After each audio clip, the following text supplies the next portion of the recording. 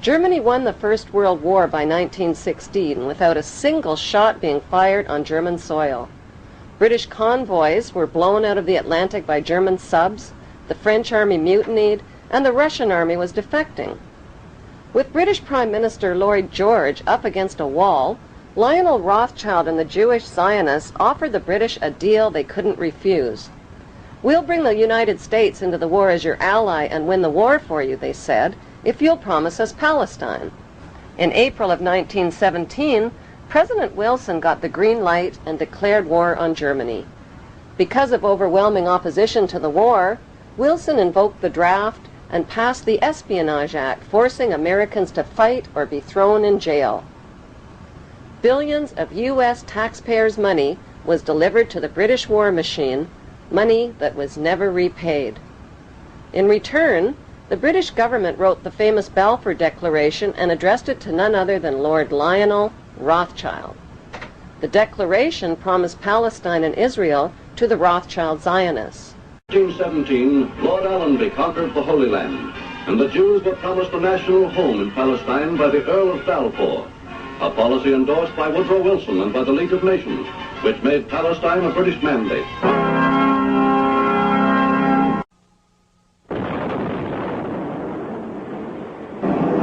With the fall of Nazi Germany, the Rothschilds wasted no time waving their Balfour Declaration at the British government and reminding them of their written promise to give them Palestine. But how could the British promise the Arab land of Palestine to the Jews? In 1917, the British parachuted free opium and hashish to the Turkish troops and stole Palestine from them. One ingenious stratagem was to parachute hashish and opium to the Turkish troops to try to keep their minds off the fighting. Allenby's strategy worked brilliantly. During World War II, the British needed Arab oil and signed an agreement with the Arabs which forbid Jewish immigration into Palestine. Then at the end of the war, the British broke their agreement with the Arabs and allowed the Rothschild Jewish Zionists to smuggle hundreds of thousands of Jews from around the world into Palestine. To win public support, the Rothschilds, who owned Reuters and the Associated Press, bombarded their media empire with images of homeless Jewish Holocaust refugees crowded together in ships off the coast of Palestine. On October 24, 1945, the bankster pirates gave birth to their most powerful weapon of global control, the United Nations. According to plan, the British pulled out of Palestine and gave the land to the Jewish Zionists. These Zionist extremists call themselves God's chosen race of people and believe they have a God-given right to the land of the Palestinians. It is important to know that the land now called Israel was originally called Canaan in ancient times. Canaan was populated by the Canaanite people, who were the ancestors of today's Palestinians imprisoned in refugee camps in Israel. About 3,500 years ago, the Semitic Hyksos kings ruled Egypt for 100 years, but were expelled from Egypt into Canaan. The Egyptians called these Hyksos people the Habarus, which means Hebrews. These expelled Hebrews invaded and conquered the land of Canaan and changed the name of the land from Canaan to Israel.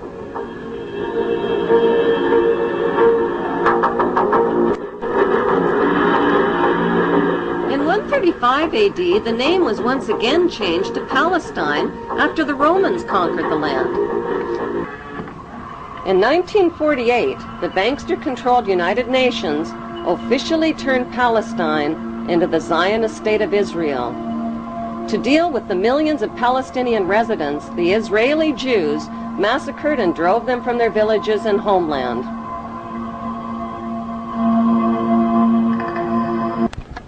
The Jews herded the Palestinians into two separated regions called the West Bank and the Gaza Strip. The Rothschilds soon began financing Jewish Holocaust refugees to build illegal Jewish settlements on Palestinian land. These illegal Jewish settlements set the stage for Israel's Prime Minister Ariel Sharon's reign of terror against Palestinians who dared to defend what was left of their stolen homeland. Like Saddam Hussein, Sharon violated dozens of UN resolutions by using hundreds of tanks and American-supplied gunships and planes in an unrelenting campaign of bombing, murdering, bulldozing, starving, and terrorizing the Palestinians off of what remained of their land. In violation of international law, Israel also secretly developed over 100 nuclear weapons of mass destruction capable of vaporizing the entire Middle East. Defenseless against Israel's U.S.-backed military and media campaign, the Palestinian Muslims fought back with sticks and stones and suicide as their only means of defense against the wholesale theft of their ancient homeland.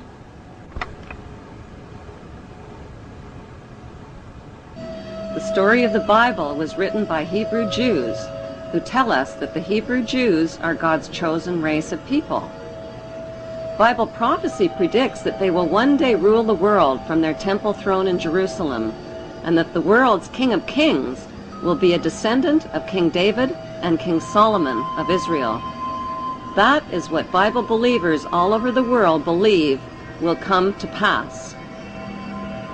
To turn this Bible prophecy into a reality would demand the cooperation of world leaders. It would also mean building a third temple in Jerusalem over the ancient ruins of King Solomon's temple. But there is one giant-sized problem. A sacred Muslim shrine called Dome of the Rock was already built on top of the ruins of Solomon's temple in the 7th century. It still stands majestically today in the heart of Jerusalem, and it would have to be destroyed.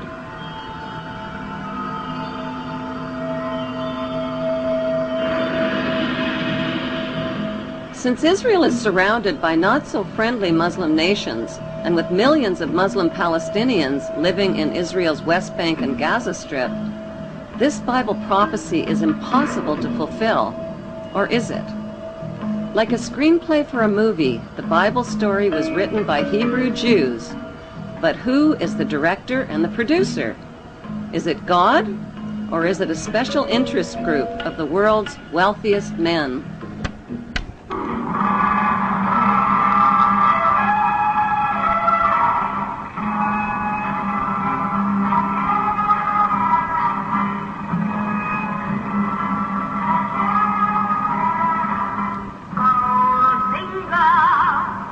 The Rothschilds, whose front companies had helped finance Hitler and the Jewish slave labor camps, had turned Jewish Holocaust victims into victimizers. Imprisoned inside barbed wire refugee camps, the Palestinians began to resemble the victims of Nazi concentration camps. According to author Simon Schama, the Rothschilds own 80% of the land of Israel. Even the flag of Israel flies the hexagram symbol from the Rothschild family's red shield. The hexagram has 6 points, 6 triangles, and 6 sides on the central hexagram. The numbers 666 are associated with the biblical prophecies that predict an apocalyptic Third World War. The Rothschilds bought Reuters in the 1800s. Reuters then bought the Associated Press, which selects and delivers the same news stories to the entire world, day after day. They have controlling interest in 3 major television networks and easily avoid media attention since they own it. Until recently, they owned and operated England's Royal Mint and continue to be the gold agent for the Bank of England, which they also direct. They control the LBMA, London Bullion Market Association, where 30 to 42 million ounces of gold worth over $11 billion are traded daily. The Rothschilds earn millions weekly just on transaction fees alone. They also fix the world price of gold on a daily basis and profit from its ups and downs. Over the centuries, the Rothschilds have amassed trillions of dollars worth of gold bullion in their subterranean vaults and have cornered the world's gold supply. They own controlling interest in the world's largest oil company, Royal Dutch Shell. They operate phony charities and offshore banking services where the wealth of the black nobility and the Vatican is hidden in secret accounts at Rothschilds Swiss banks, trusts, and holding companies. Although Evelyn Rothschild looks like a harmless gray-haired old man, make no mistake about it, Rothschild and his ancestors have handpicked presidents, crashed stock markets, bankrupted nations, orchestrated wars, and sponsored the mass murder and impoverishment of millions. The wealth hoarded by this one family alone could feed, clothe, and shelter every human being on earth.